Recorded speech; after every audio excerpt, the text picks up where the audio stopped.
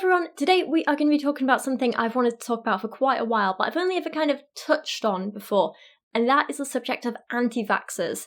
Anti-vaxxers are people who do not believe in vaccinating their children. They can believe this for a variety of reasons. Some people think that vaccines are bad because they cause autism, some people think they're ineffective, some people think they lead to things like heavy metal toxicity. There's a whole bunch of reasons. I could go into the kind of like science behind why vaccines work, but I think that's a topic I'm going to kind of wait for another day when I can do a longer, more dedicated video about it. It's a topic we really want to touch really soon on the Here and How podcast. So that's probably going to be a slightly better, longer format kind of medium to talk about that topic in. Today, we're going to be looking at some posts from Facebook groups by anti-vaxxers and kind of looking at their conversation because I want to get an idea of like, what do real people who are anti-vaxxers think? It's very easy to get this idea in your head of anti-vaxxers as being like these insane, crazy, like new age hippie type people.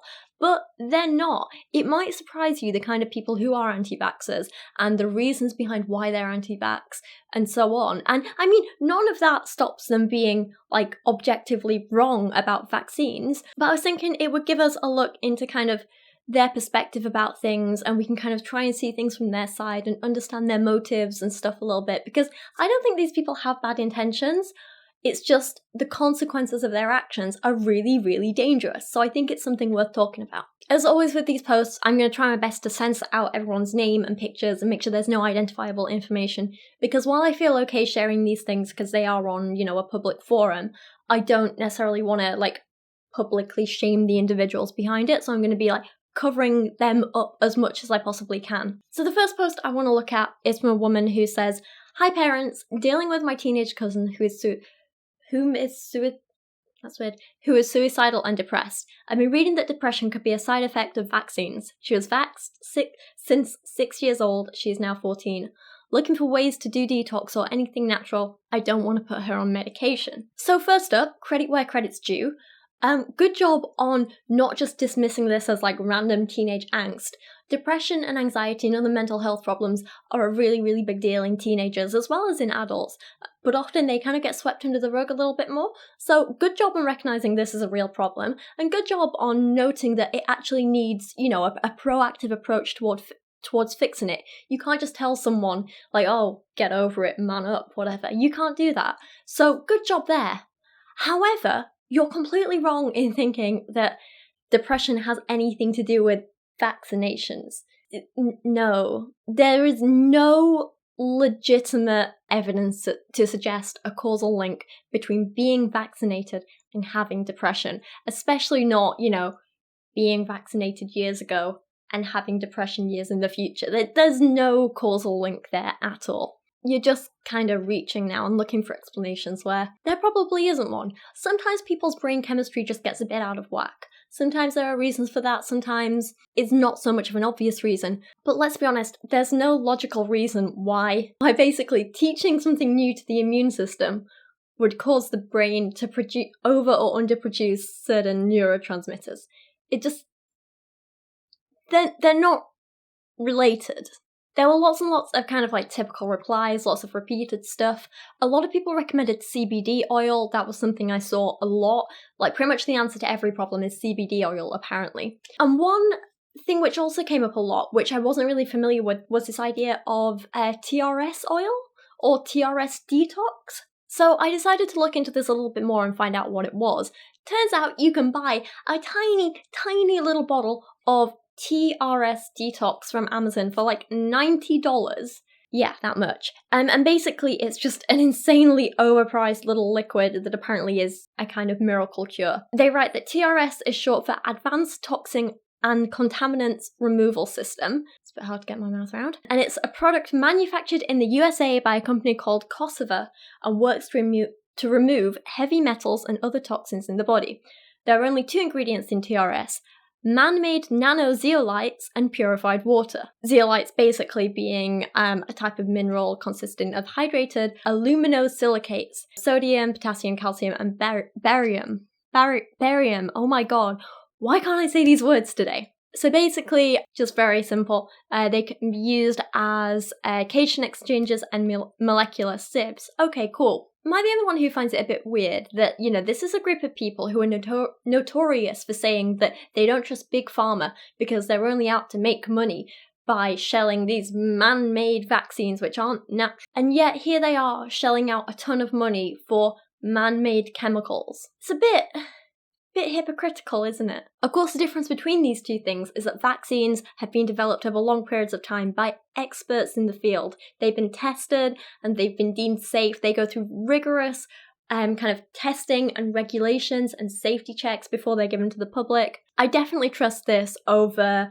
a pretty unregulated private company who also create essential oils. If you look at their website, they're not very transparent with a lot of things, but it seems there have been no longitudinal studies done on the effects of giving things like TRS detox to anyone, but in particular children. So we don't really know how safe it is. At least I couldn't find any information about that. If I'm wrong, please let me know. And this made me laugh. The company admits that they only work to quality standards that they created themselves. So there's no outside regulation. There's no one kind of watching over them and checking what they're doing is okay, which is a little dodgy to me. They do admit that they use a third-party lab to test the quality of their products. However, this lab is an essential oils research lab.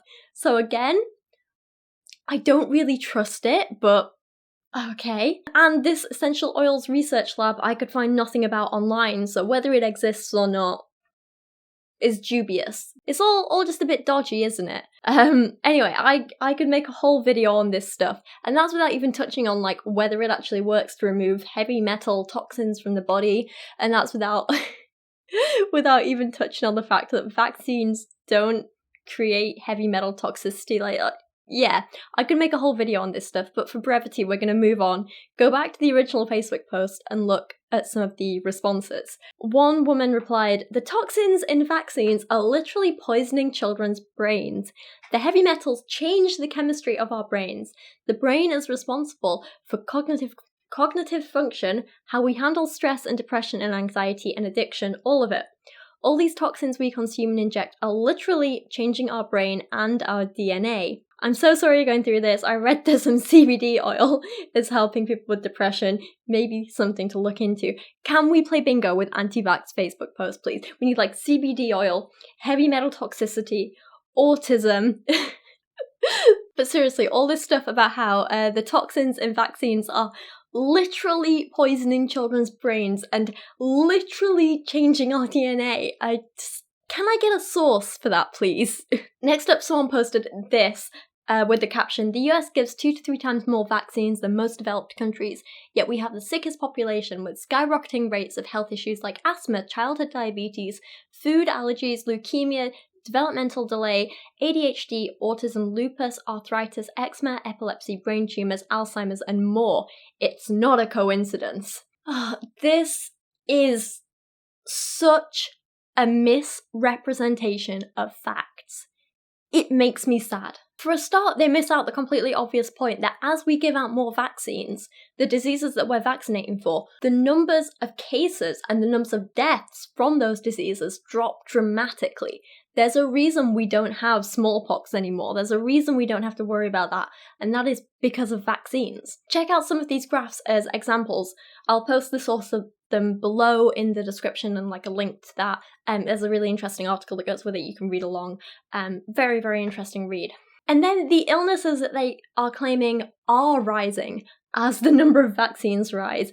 It's so bizarre to me because, yes, there may be some correlation there, but that doesn't mean there's a causational link. Take increased rates of asthma, for example. That's not because we're vaccinating more, but maybe because we have increased levels of air pollution. Just, as one possibility. There could be other reasons as well. Increased childhood diabetes. Maybe that's to do with the insane amount of sugar that's been pumped into processed food. Maybe that's to do with the fact that people are kind of overfeeding their kids and childhood obesity is an issue, and therefore childhood diabetes is an issue as well, more than it was in the past. Take ADHD and autism, for example. Maybe the number of diagnosed cases of those have increased because doctors and parents are more aware of them now, and they don't just brush it off as bad behaviour or a weird kid or whatever. They actually know to look out for signs and symptoms that can lead to a diagnosis. Just because there's a correlation, it doesn't mean there's a causation at all. It is completely wrong to blame vaccines for any increase in these illnesses that are mentioned in this post. Take autism, for example, and any causal link between vaccines and autism has been disproven many, many times. The one paper that was written suggesting there was a link between them has been debunked. It has been completely blown apart and shown to be absolute rubbish. I don't know how many times I have to say it, that correlation does not equal causation, and just because there's a link between something, it doesn't mean that one thing caused the other. If you're really interested in this kind of stuff and you want more proof of it, there's a fantastic website called Spurious Correlations that basically shows you graphs where they pump in two variables, show you the correlation between them, but obviously, like, it's insane that there would ever be any causal link.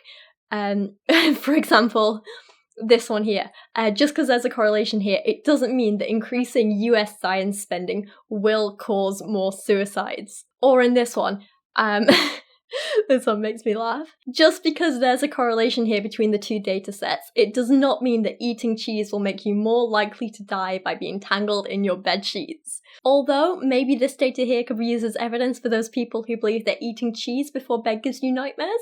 If you want to check out more spurious correlations between random sets of data, you can do. I'll leave the link for that in the description below as well. It's a really fun little website. I genuinely recommend you go check it out. You can have hours of fun on there. At least I can. Back to the Facebook post, and the comments on this post in particular show just how much people are like eating this stuff up and how willing they are to believe this honestly bad science. One woman says, and childhood cancers are up 30% in the last 30 years. If you aren't questioning these things, you're asleep at the wheel. Another man says, that just proves that vaccines are unbalancing the natural gut biome of the body. No. Another post that I found really interesting that I think is worth talking about was this one. A woman says, I posted something on my page about not vaccinating, and I realise now I made a huge mistake.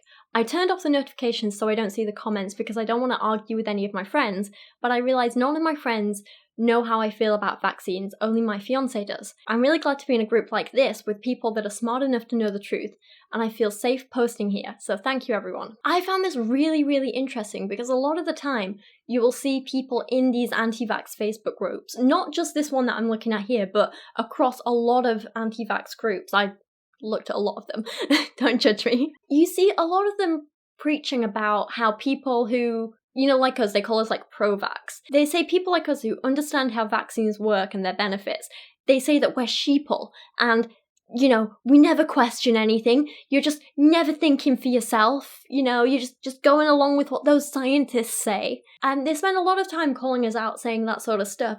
And yet here is an anti-vaxxer literally saying, I just want to stay in my echo chamber and have no one question my beliefs. Do they see the irony and the hypocrisy here, or are they just oblivious to it? I'm genuinely intrigued. This is kind of why I like to look at Facebook groups like this, though, because it does challenge me a bit. Because every now and again I'll see something and think, oh, you know what, that actually sounds quite plausible. And so I'll go and I'll research it further. And so far, nothing I've seen in these anti-vax groups or whatever has held up to any kind of scrutiny. It's always turned out they were wrong or their point's been debunked before or whatever. But at least I allowed myself to be challenged. And I allowed myself to go out and search for the evidence to answer questions for myself. And as much as anti-vax people say they're doing that, I think posts like this kind of show that maybe they're not. Maybe they're just happy to sit back and be surrounded by people who just make them feel good and who reinforce their opinions. There's a word for this, isn't there? I can't think what it is. I'm having a dumb moment. I do often wonder if anti-vaxxers like this are willfully ignorant or if they genuinely don't realise what they're doing. I don't know, it's quite interesting. In the comments to this, one woman wrote, pro-vax bullying is real. I couldn't believe the amount of friends and family who cut me out just because I decided not to vaccinate. I'm sorry, love, but it's not bullying. It actually makes perfect sense. It's people wanting to protect their family and friends. If you don't vaccinate your children could potentially be carrying deadly diseases who could hurt them or people close to them. Vulnerable babies, elderly relatives, immunocompromised people, people going through chemotherapy. You're putting all these people at risk if you allow your unvaccinated child around them. They're protecting themselves and their loved ones. They're not bullying you. They're not saying, we don't want your unvaccinated child around our newborn baby to be mean. They're saying it because they don't want their baby to die. You're the one being selfish by exposing vulnerable people and your own children to these potentially deadly or life-changing diseases. She goes on to say, ignorance is very real, and unfortunately a lot of people would rather be comfortable inside their lives of lies than learn the truth. The irony here. Is she serious? Another woman says, I made a post once and had an old classmate try and tell me I was putting her future children at risk and all this other nonsense. Well, you are. I don't want to feel like I'm using someone I know's personal tragedy for views, but I want to share this story, which I have mentioned before on the topic of anti-vaxxers, because I feel like it's a very, very important story, and I want people to know that the stuff I'm talking about is real and genuine, and these bad things do happen. But I grew up living down the street from a girl who's a couple of years younger than me, and around this time last year, she gave birth to the most gorgeous, beautiful, lovely little baby girl. Beautiful, gorgeous baby. I'm seeing all these pictures on Facebook. They're having a great time. It's baby's first little onesie, baby's first hat, taking her out to dinner with them for the first time, baby's first walk. And then at 2 weeks old, she contracted meningitis. At 16 days old, she was dead. It took 2 days. 16 days old. And there was nothing the parents could have done to change it. It's not their fault at all. They couldn't know who was carrying the disease. And it's absolutely heartbreaking for any parent to lose a kid. But to lose your child at 16 days when they haven't even lived, no one should have to go through that, and no baby should have to suffer that. If you think your own kids are strong and healthy enough to fight off such a horrible infection, that's fine. But spare a thought for the people who aren't strong and healthy enough to fight it off. And it's not their fault that they're not. That baby's death, and the death of so many other babies, elderly people, immunocompromised people, they're all preventable through herd immunity. So next time an anti-vaxxer is sat there saying, oh, I don't know, I'm not sure if I want to risk my kid getting autism by giving them a vaccine, ooh, spare a thought for those little 2-week-old babies that your kid could go on to kill. By not vaccinating your child, you're not only putting your child at risk, but you're putting innocent, vulnerable people at risk too. I'll say it again. Immunocompromised people, newborn babies, elderly people, people going through chemotherapy, people with HIV. None of these people deserve to be put at risk because you don't want to vaccinate your perfectly healthy child. Next up, another person posted this about how a bunch of Western leaders don't have kids, so why would you think they care about yours? Seriously? How about because 1, they're human and still have empathy and care for other people, and 2, it's literally their job to care about the well-being and health of everyone in their country. At least there was a little logic in the comments though, with this reply saying, as a person who cannot have kids, I find it highly offensive. I'm not less aware, and also I do care about the future of others. So thank you to that person. A little bit of logic and sanity there, thank you. Moving on to another post, and this woman says, my 3-year-old is starting preschool this Wednesday. I have to admit, I'm a little scared. I think, what if he gets the measles or meningitis? Did I do the right thing by not vaccinating him? In my heart, I feel like I did, and I'll just trust my motherly instincts. How can I keep his immune system nice and healthy so he doesn't get sick? Thank you all in advance, and happy and healthy new year to all. So, legitimate fear here, I get that. If you don't want your kid to get measles or meningitis, there's a really, really simple thing you can do to prevent that though. Vaccinate them. Oh, you want to keep his immune system healthy? There's this thing I heard about where you can do this thing and it teaches his own immune system how to fight off the disease. It's called vaccination. In response, another person says, childhood diseases strengthen the immune system and provide immunity. Don't be afraid. My children had chickenpox and measles in the early 90s, when 5 and 3, and got through both fairly quickly and easily. Of course, one anecdote means it's perfectly safe for all people. So, funny little story I've got in response to this. I was never vaccinated for chickenpox, and I didn't catch it as a child. I caught it when I was 16, nearly 17, and I felt like I was dying. I had never been as sick in my life. It was the most horrific thing. It was the summer holidays from school, and I had to miss 2 weeks of work, which meant I missed out on a hell of a lot of money for me at the time. I was literally completely covered head to foot in blisters. I'm not joking.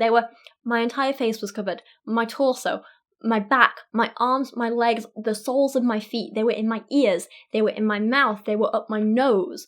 It was so unpleasant. It was the most horrific thing I've experienced. It was itchy and painful and uncomfortable. I couldn't wear clothes for the whole 2 weeks. I spent the entire time in one of my mum's overly baggy t-shirts and a pair of pants because I couldn't bear to have anything else touching me. And even that was uncomfortable. It was the most horrific thing. I couldn't eat. I couldn't sleep. I had a horrifically high temperature. I had headaches and migraines. I was dizzy and tired all the time, but again, couldn't sleep, so it just made me worse. So I was cranky. I spent most of those 2 weeks just crying and crying. My blisters had blisters on them. It was that bad. I don't think I had a square inch of my skin was uncovered, nowhere. I could not put my finger on my body and not touch a blister anywhere. I was that covered. So yeah, horrible. To this day now, nearly 10 years on, I still have scars covering my entire body. I have some on my chest, I have a few on my face. A few people have said they thought I had a piercing in my nose. No, it's just a really obvious chickenpox scar. So one on the tip of my nose, one on the side of my nose, they're in my eyebrows, I have a couple on my cheeks, I have them on my tummy, I have some on my legs, and they're the kind of scars that mostly aren't too noticeable to other people, but I still know they're there, and I still get very self-conscious about them. So yeah, chickenpox might not be so bad for younger kids getting it, but when you're a teenager or an adult, it's horrific. And the older you are, the worse it is. And oh god. Sometimes I still have nightmares where I have chickenpox, and it's I wake up and I'm sort of traumatized all over again. It was the worst 2 weeks. It was horrible. Just why would you risk letting anyone go through that? Or worse, chickenpox is pretty mild compared to some of them. At least chickenpox probably isn't going to kill you. And then there were all these comments saying things like, well, healthier children have immune systems that are designed to handle these things. Do you even understand how the immune system works? Do you even understand how vaccines work? Sorry, this kind of riles me up a bit. So again, not going to go too deep into the science here. I'm going to oversimplify this a hell of a lot, so even the most basic anti-vaxxer can understand this. But vaccines work because they strengthen and improve your own immune system. Basically, they inject a completely inactive version of the virus into your body to teach your immune system how to fight it, so it can recognize it in the future if you get a live version of that infecting you. Does that make sense? Just how can you not understand that? It's a thing you'll learn in basic GCSE biology when you're 15. I did actually find the immunology modules quite interesting that I did at uni when I was studying biomed. They were really, really good. There's some pretty complex stuff there, and it does get really interesting. But again, that's probably something that we're better off talking about on the podcast when we've got long form stuff that we can really dive into the science really deep. Anyway, back to the post, and this woman says, people warned me that my son would constantly be sick once he started daycare, and he's been sick twice in the last 2 years. Your little guy will be far better off than the vaccinated kids. Trust me, love. Your kid is fine, not because of your elderberry syrup, but because he's surrounded by kids whose parents have had them vaccinated. He's protected by herd immunity, not your fish oil. Anyway, at this point, I'm starting to lose faith in humanity. I figured we'd go into this video trying to see the best in anti-vaxxers, and at least at this point I think I sort of understand some of their motives a little bit more, but I'm also more mad because they don't realise the amount of people they're putting at risk, and part of me is tempted to post in these groups and be well, how do you feel about putting newborn babies at risk? How do you feel about putting immunocompromised people at risk? And see what their response is, because I'd genuinely be interested to know. Yeah, I don't know, I think there's a lot more we could cover about anti-vaxxers, and I'd love to get into a little bit more detail about what they think the actual dangers are of vaccines and pin down some of those ideas a bit more. I think that would be a really interesting video to do in the future. Maybe that's one for another day, but this is getting a little bit long now. Obviously, I haven't covered everything that every anti-vaxxer thinks. Obviously, I've picked out the 4 most recent posts from the group at the time, or 5, however many it was. I just went down the top few posts.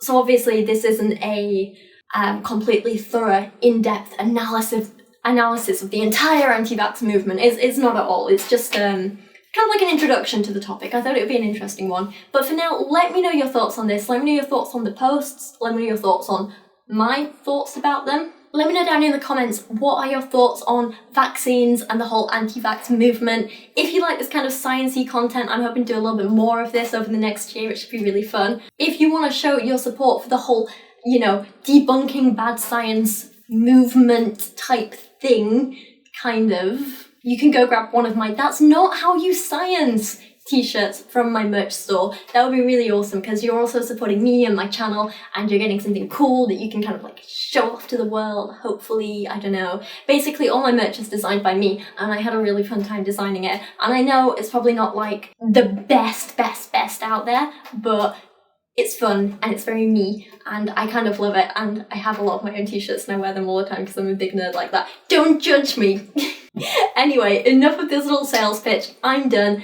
Thank you so much for watching today. You guys are amazing, and I'll see you all again soon. Thank you so much to everyone who watched today, and to everyone who is supporting me on Patreon this month, including Gambit and Chauffeur, Deshauwn, Christian Berg, Rachel B. Royer, Jadeon Sheppard, Corthee, Jaylee Moore, Sir Michael Moore, Christian Opitz, Sage Villarreal, Greg Ladd, Spencer Young, and Loren Hart. And to everyone else who's mentioned on this end screen and down in the description below, thank you so much. And to everyone who watches my channel, have a Merry Christmas and a Happy Holidays and just a wonderful little December.